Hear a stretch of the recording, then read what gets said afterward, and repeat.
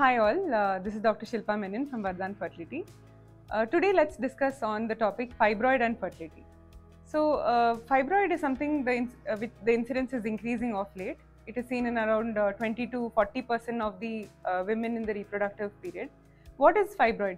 It is a benign growth which is component is muscular tissue grown in the uterus, and based on the location, the size and the number of fibroids, it can hamper fertility.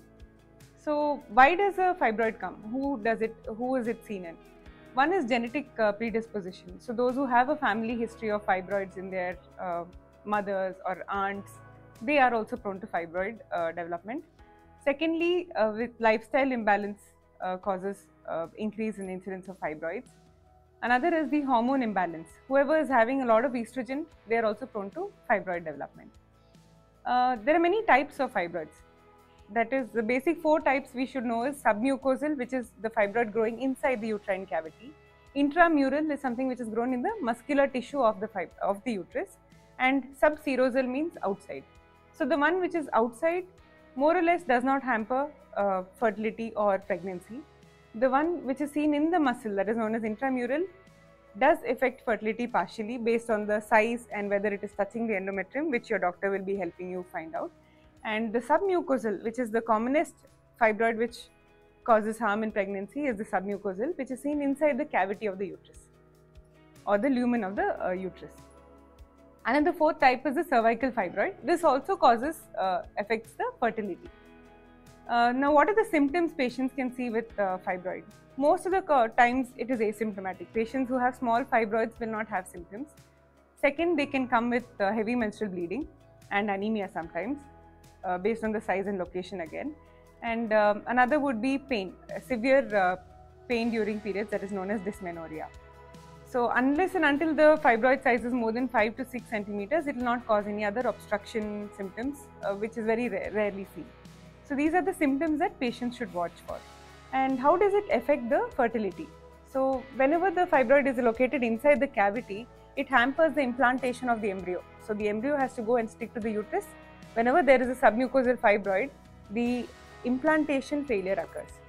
Secondly, whenever fibroid is there, the blood flow to the uterus reduces. So this also hampers implantation. Thirdly, the location. If it is a cervical fibroid, the sperm will not migrate up to the uterus because of the obstruction in the pathway of the reproductive tract, and even the locations of fibroid in the fallopian tubes or near the corner of the uterus will also prevent the meeting of the sperm and egg because of the lumen being reduced. So these are the obstructive features which causes infertility because of the presence of fibroid. Now, how do we diagnose it? It's very simple. A normal USG 2D scan also with a good radiologist can pick up fibroids, but in detail nowadays 3D USG, 3D TVS scan can pick up exact location, and the exact distance from the endometrium can be measured. So it is a very non-invasive, easy identification of fibroids. Sometimes MRI can be done, but it is really not recommended.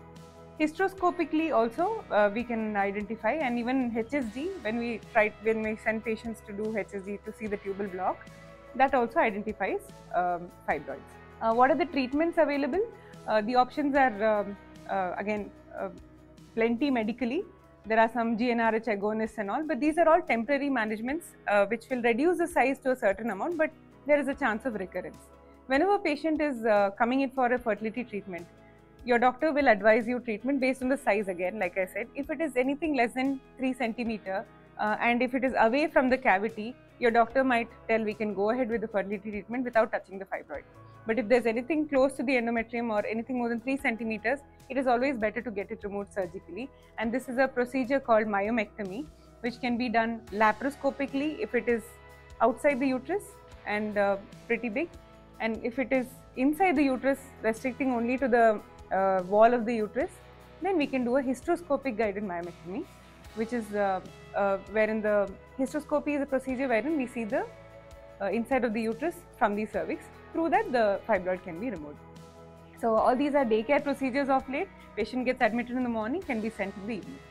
And with this procedure, the outcome is it drastically improves the fertility outcomes.